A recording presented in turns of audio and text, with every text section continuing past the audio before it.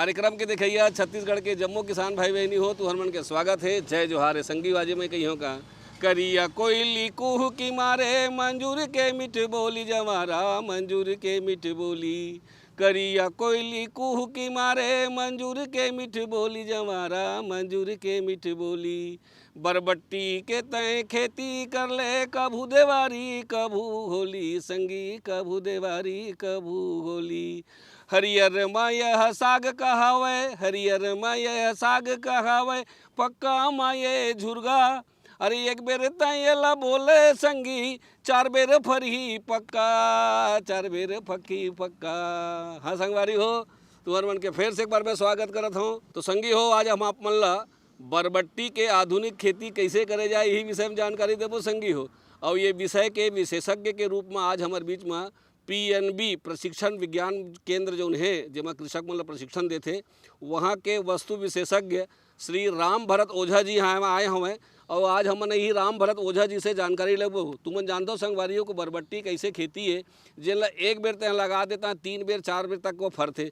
दूसर बात का एक कच्चा में साग के रूप में बेचाते और यही कहूँ पाक जाते तेल झुरगा के रूप में घलो बेचते संगी हो।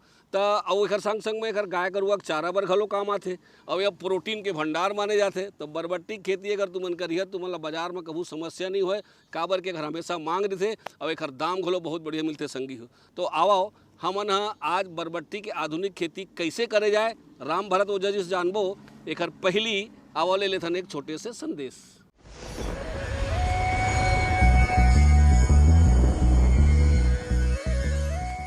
जैसे कि हम सब ये जानते ही हैं मक्का जो है एक बहुउपयोगी फसल है। मनुष्य के आहार के साथ साथ पशुओं के आहार का भी ये एक प्रमुख अवयव है।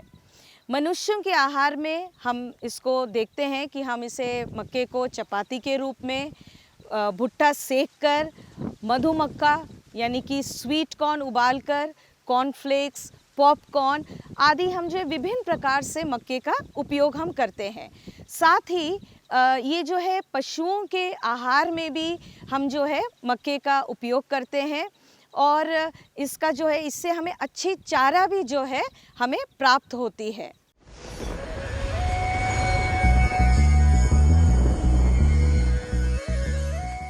तो संगी हो सबसे पहले ये जानना है कि बिना जलवायु और मौसम के कोनो पौधा मन तो होवे नहीं।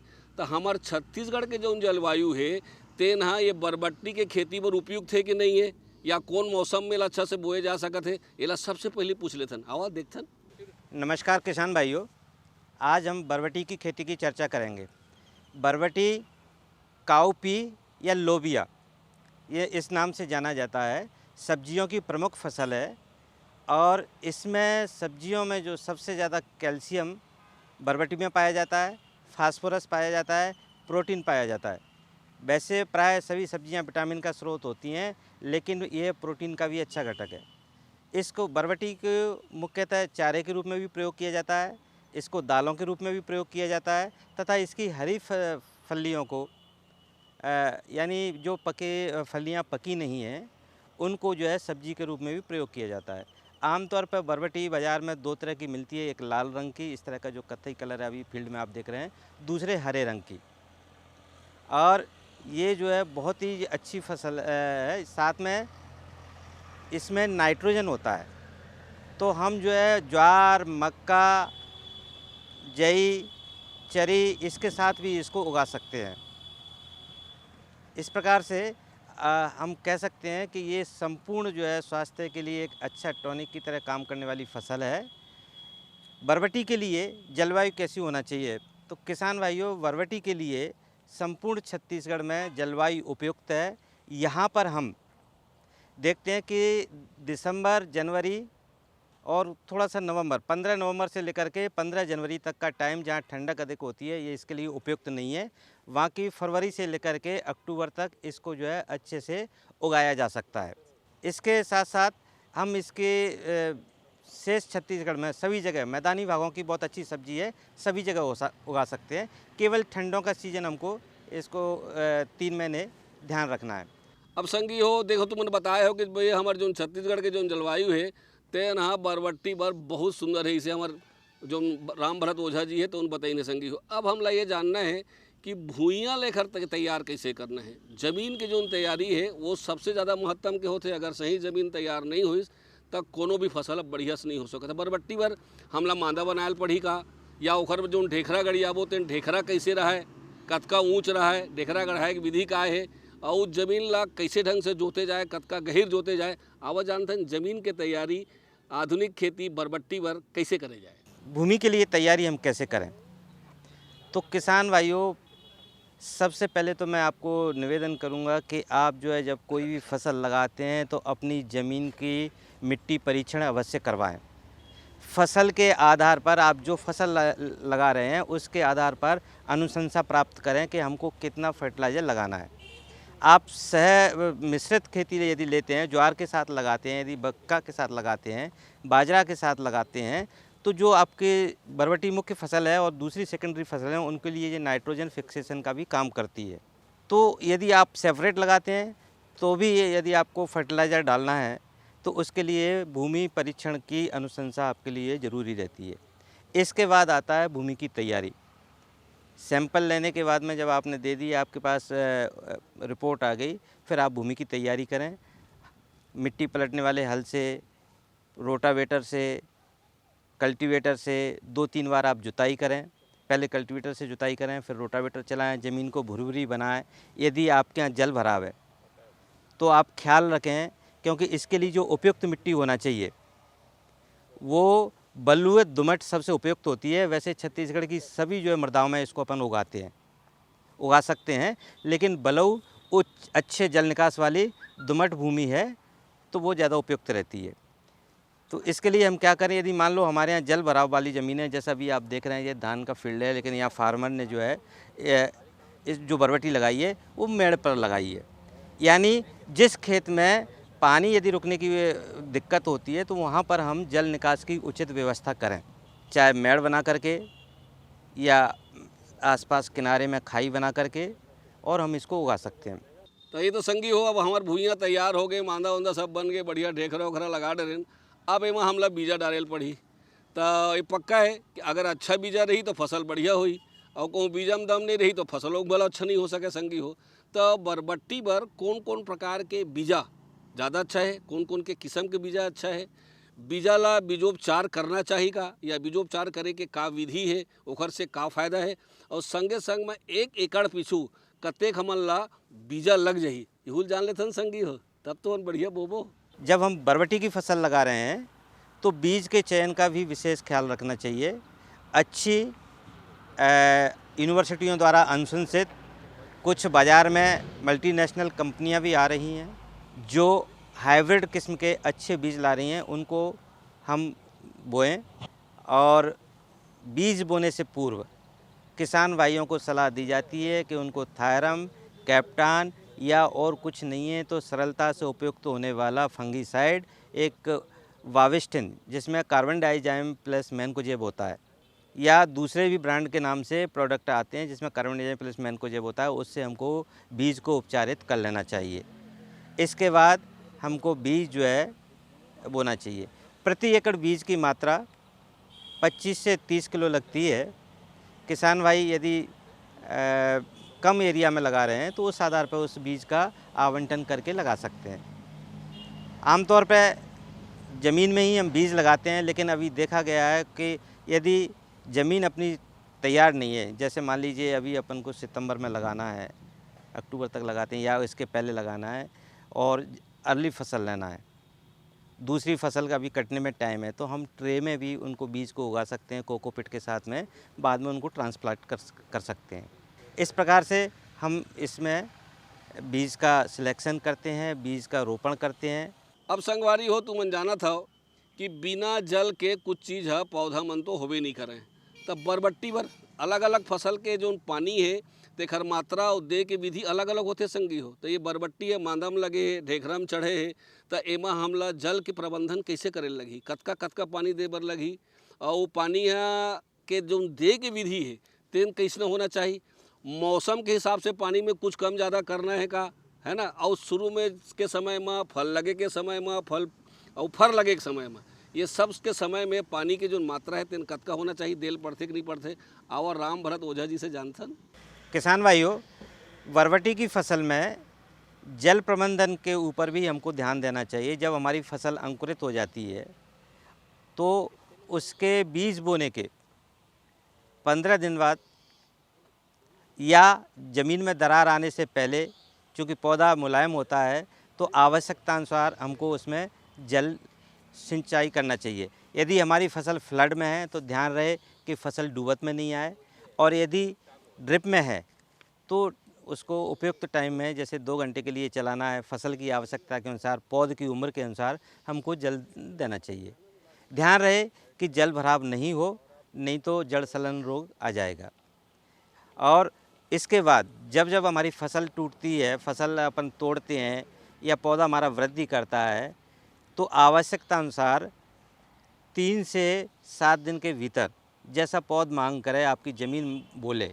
ज़मीन बोलने से तात्पर्य है कि अपन उसको छू के देखें उसमें नमी है, पौधा में क्रांतिक अवस्था नहीं आई है, यानी मुरझान की स्थिति नहीं आ रही है, और फलन जब आ रही है तो फलन के टाइम पे खाद और पानी दोनों का विशेष हमको ध्यान रखना है।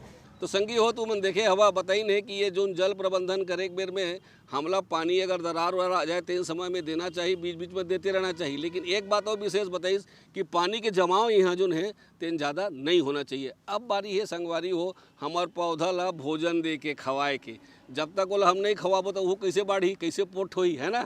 तो हमार जो ये बरबट्टी है तेमा हमला कौन कौन प्रकार के खातू देना है, कब कब देना है, कतका मात्रा में देना है, और दे के खातू दे के सबसे बढ़िया विधि का हो सकत है, और अवस्था के हिसाब से शुरू में देना है कि नहीं, फूल फर के बेर देना है कि कब देना है, या बरबट्टी बाढ़ते तेन समय में देना है। अब ये हुल जान लेसन किसान भाइयों, बरबटी की फसल वैसे दलहनी फसल है, ये नाइट्रोजन फिक्सेशन अपने आप में करती है, इसलिए इसमें नाइट्रोजन की तो कम आवश्यकता पड़ती है। किंतु अच्छी फलन के लिए हमको इसमें जो है पोटास, फास्फोरस और नाइट्रोजन के साथ साथ जब लगाया था तब आधार में 12 टन गोबर की खाद की हमने अनुशंसा की थी, वो हमको डालना है। इसके बाद फसल लगाते समय 40 kilo urea, 10 kilo nitrogen, 20 kilo super phosphate,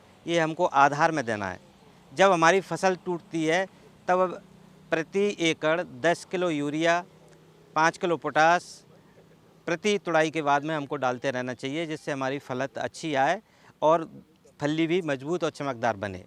किसान भाइयों, यदि हमने फसल को मिश्रित रूप में लगाया है, ज्वार के साथ लगाया है, मक्का के साथ लगाया है, या अकेले भी लगाया है, तो खरपतवार एक बहुत बड़ी समस्या होती है। आमतौर पर किसानों को सलाह देते हैं कि मैनुअल तौर पर, भौतिक तौर पर खरपतवार का नियंत्रण करें। यदि वो संभव नहीं है, फील्ड बड़ा है, तो पेंडामेथिलिन, जब फसल थोड़ी सी बड़ी हो जाए और खरपतवार छोटा हो, उस वक्त प्रति एकड़ उसको डालना चाहिए, जिससे कि हमारा फसल सुरक्षित रहे, क्योंकि खरपतवार उसके ज़्यादा पोषक तत्वों को खा जाते हैं और हमारी फलत में कमी आती है। संगी हो हमार मन के ये जो चर्चा है तेन तो चलते रही कि बरबट्टी की आधुनिक खेती कैसे करे जाए। आओ एक ले लेथन छोटे से विराम। मेरे साथ बोलो ए बी। अरे नादान, बच्चे को एबीसी सिखा रहा है। अरे काम धंधे की एबीसी तू कब सीखेगा? ये देख विज्ञापन। तेरे जैसे कृषि विज्ञान सीखे हुए युवाओं के लिए भारत सरकार के कृषि मंत्रालय ने एक योजना बनाई है, ACABC। ACABC? जी हाँ, ACABC यानी एग्री क्लिनिक्स और एग्री बिजनेस सेंटर। इसके तहत कृषि विज्ञान पढ़े युवाओं का चयन होने पर उन्हें मुफ्त ट्रेनिंग दी जाती है, और हाँ, अपना कारोबार चलाने के लिए बैंक से लोन भी मिलता है। इसके साथ ही अगर युवा अपने इलाके के किसानों की खुशहाली के लिए उन्हें खेती बाड़ी व अपने कारोबार से जुड़ी लाभदायक जानकारी देते रहेंगे, तो उन्हें लोन पर 36 से 44% तक की सब्सिडी भी मिलेगी। तब तो मैं जरूर सीखूंगा काम धंधे की ABC। शाबाश, चलो अपनाएं स्वरोजगार, खेती में हो विकास अपार। सहकारिता के बल पर विकास के लिए उठे कदम, जन सहकारी जन ने इस क्रांति में है विश्वास जगाया। हम सब ने मिलकर विकास का परचम है फहराया। सहकारिता है अपने विकास की पहचान। नए दौर में सहकारिता ही भारत का अभिमान। कृषि मंत्रालय भारत सरकार द्वारा जनहित में जारी। गांव-गांव और शहर-शहर में बात चली, राष्ट्रीय बागवानी मिशन की लहर चली। आसान हुआ अब फल फूल मसाले उगाना, नर्सरी लगाना और जैविक खेती अपनाना। अब हुआ तकनीकी प्रशिक्षण पाना आसान, विपणन के लिए भी है सहायता के प्रावधान। अधिक जानकारी के लिए जिला बागवानी अधिकारी या राज्य बागवानी निदेशक से संपर्क करें। राष्ट्रीय बागवानी मिशन, जीवन संवारे, खुशियां फैलाए।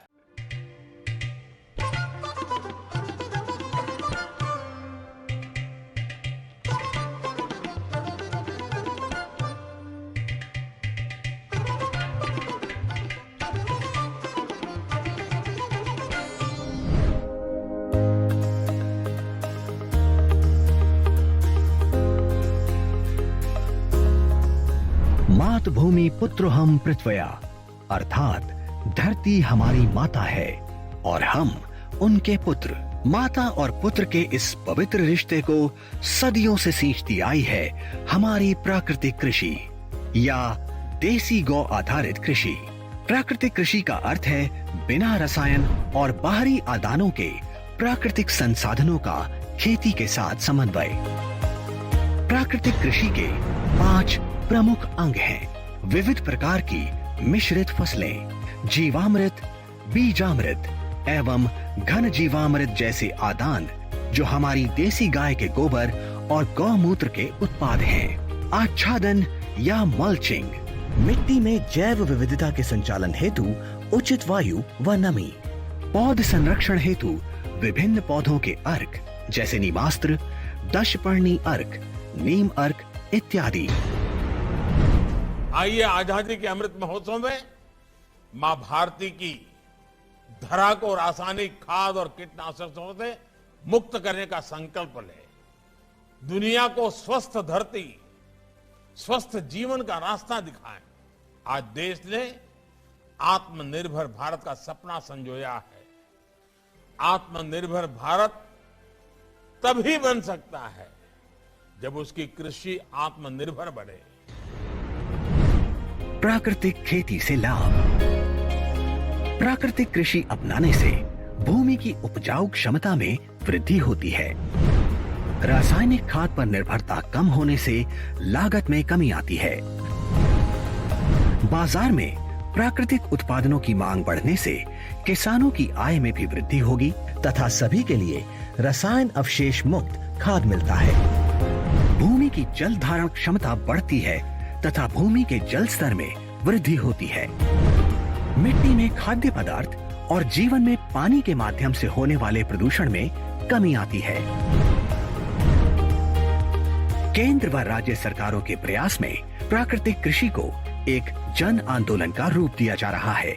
देश के कई गांव प्राकृतिक कृषि को अपना रहे हैं क्योंकि इससे किसानों के जीवन में उन्नति आ रही है। मेरा नाम सत्या है। मैं मेरे 150 पौधा है जिसमें मैं प्राकृतिक खेती की अब स्प्रे कर रही हूँ। अगर जहरीली स्प्रे हम दुकानों से खरीद के करते थे तो उससे हमारे खर्चा ज़्यादा आता था, पैसा भी ज़्यादा लगता था और इसमें हमारे को खर्चा भी कम है और फल भी अच्छा बन रहा है। प्राकृतिक खेती के तरीकों को अपनाने से फसल की उपज में बढ़ोतरी हुई है, मिट्टी की गुणवत्ता में सुधार हुआ है, धरती माता सुखी है। उसे लगता है कि किसान ने बेहतर तरीके से उसका ध्यान रखा है और उसके लिए उसे अच्छा भोजन और अच्छी उपज लौटानी चाहिए। और मेरी लोकल वैरायटी हाइब्रिड और एक ही दिन लगाया था। अब हाइब्रिड में अभी तो कुछ भी नहीं, इसके सिमटन ने बालियों को, ये जो मेरा लोकल है इसको देखो कितनी अच्छी ढंग से बालियाँ, ये बिल्कुल भरपूर इसमें ये छिट्टा इसका पड़ा हुआ है। इस फसल में मैंने सबके जब भी इसमें बीज लगाया था तो बीजामृत से मैंने ट्रीट किया था बीज को। उसके बाद जीवामृत जो हमारे गाय देसी गाय का गोबर गौमूत्र से हम तैयार करते हैं उसी की स्प्रे इसमें करता हूँ। 21 दिन के बाद पहली स्प्रे, 35 दिन के बाद दूसरी स्प्रे और 2 महीने के बाद तीसरी स्प्रे। बाकी स्प्रे करने की कोई ज़रूरत नहीं है। यही तो है आत्मनिर्भर किसान, जो ला रहे हैं गांव-गांव में समृद्धि और बना रहे हैं आधुनिक आत्मनिर्भर भारत। प्राकृतिक कृषि, आत्मनिर्भर भारत के आत्मनिर्भर किसान की खुशी।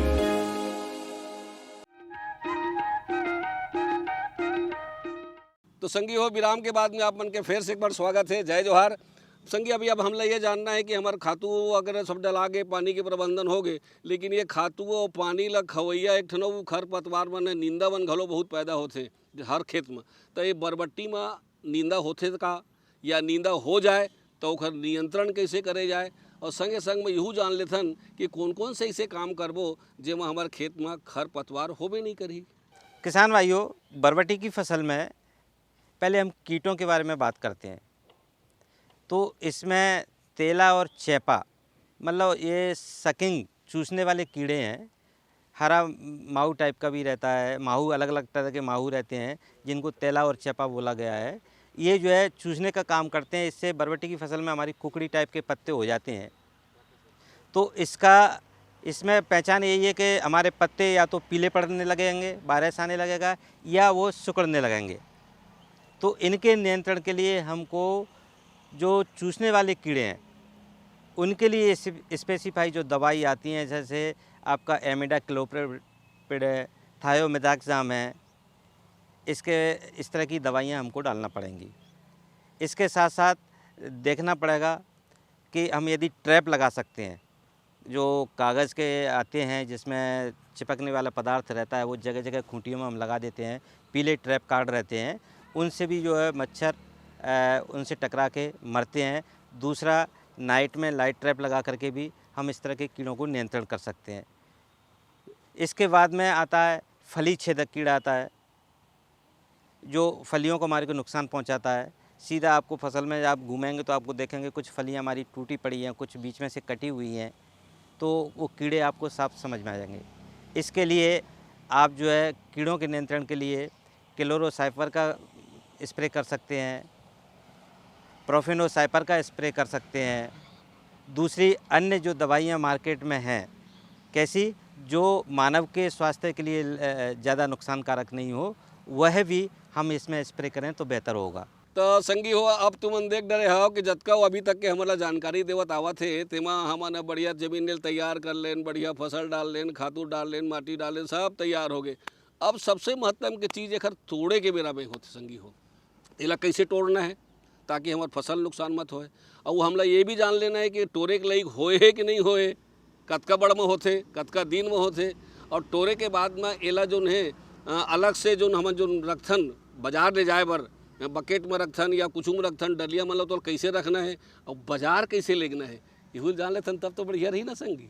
किसान भाइयों, जैसा कि बरबट्टी की फसल है, दो तरह की आती है। एक तो हल्का पौधा रूप में रहता है, दूसरा कुछ बेल रूप में भी बढ़ती है। जो थोड़ी सी बेल रूप में बढ़ती है, 1 मीटर या के आसपास हो जाती है, उससे बड़ी, उसके लिए हमको सहारा देने की ज़रूरत होती है। और जो पेड़ वाले पौधे हैं उनको हमको ध्यान रखना पड़ता है कि उनकी शाखाएं नीचे ज़मीन में जल भराव के रूप में या नीचे तो नहीं जा रही हैं, जिससे फली ज़मीन में टकराएगी तो कीड़े उनको खा सकते हैं, नुकसान कर सकते हैं।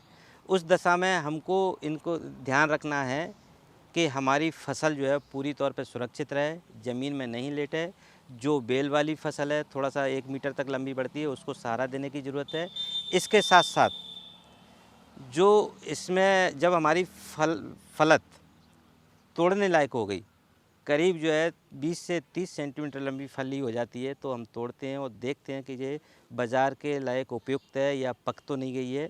ये किसान अपने अनुभव से भी उसको देख सकता है कि हाँ, फसल हमारी ये बाज़ार लायक हो गई है। लेकिन उसका मूल यही है कि दाना कड़ा नहीं हो, पीला नहीं पड़े, तब उससे पहले हमको तोड़ना चाहिए। और फलियां तोड़ते वक्त हम ध्यान रखें कि हमारे पौधे नहीं कुचलें। दूसरा, हम मास्क लगाएं और हैंड ग्लव्स पहनें, क्योंकि इनसे जो इसमें यदि थोड़े बहुत सफ़ेद मक्खी या दूसरे मच्छर वगैरह हैं, वो हमारे नाक में जाएंगे, हमको भी थोड़ा सा हानि पहुंचा सकते हैं। दूसरा, ग्लव्स यदि हम पहनते हैं तो जो दवाई वगैरह यदि उसमें छिड़का हुआ है पौधे में या दूसरी कोई चीज़ें हैं, उनसे भी हमारे स्वास्थ्य को ठीक रहेगा। अगले दरेवर एक नवा विषय लेके फिर आपके सेवा में हाजिर होबो। तलघर जम्मू संगवारी मल्ला। जय जोहार।